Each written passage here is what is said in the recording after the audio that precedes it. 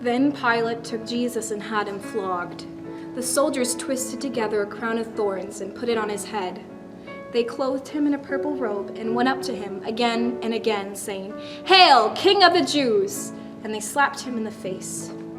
Once more Pilate came out and said to the Jews gathered there, "Look, I am bringing out to you to let you know that I find no basis for a charge against him." When Jesus came out wearing the crown of thorns and the purple robe, Pilate said to them, "Here is the man." As soon as the chief priests and their officials saw him, they shouted, "Crucify! Crucify!" But Pilate answered, "You take him and crucify him.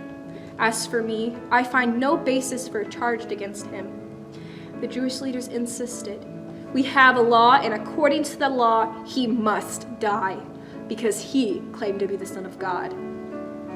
When Pilate heard this, he was even more afraid, and he went back inside the palace. "Where do you come from?" he asked Jesus. But Jesus gave him no answer. "Do you refuse to speak to me?" Pilate said. "Don't you realize I have power either to free you or to crucify you?" Jesus answered, "You would have no power over me if it were not given to you from above. Therefore, the one who handed me over to you is guilty of a greater sin." From then on, Pilate tried to set Jesus free, but the Jewish leaders kept shouting, "If you let this man go, you are no friend of Caesar. Anyone who claims to be a king opposes Caesar." When Pilate heard this, he brought Jesus out and sat down on the judge's seat at a place known as the Stone Pavement. It was a day of preparation of the Passover. It was about noon. "Here is your king," Pilate said to the Jews.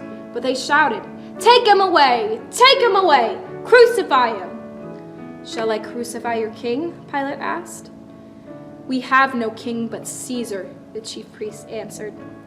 Finally, Pilate handed him over to them to be crucified. So the soldiers took charge of Jesus. Carrying his own cross, he went out to the place of the skull. There they crucified him, and with him 2 others, one on each side, and Jesus in the middle. Pilate had notice prepared and fastened to the cross. It read, "Jesus of Nazareth, the King of the Jews," written in Aramaic, Latin, and Greek. The chief priest of the Jews protested to Pilate, "Do not write the King of the Jews." But this man claimed to be the King of the Jews. Pilate answered, "What I have written, I have written."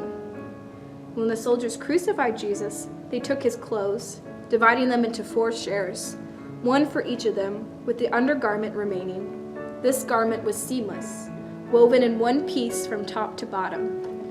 "Let's not tear it," they said to one another. "Let's decide by lot who will get it." This happened that the scripture might be fulfilled that said, "They divided my clothes among them and cast lots for my garment." So this is what the soldiers did. Near the cross of Jesus stood his mother's sister, Mary the wife of Clopas, and Mary Magdalene.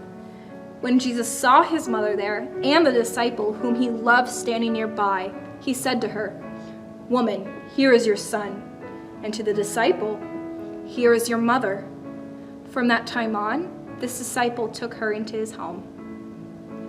Later, knowing that everything had now been finished, and so that scripture would be fulfilled, Jesus said, "I am thirsty."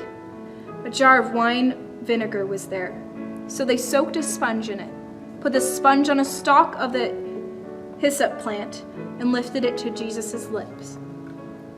When he had received the drink, Jesus said, "It is finished." With that, he bowed his head and gave up his spirit.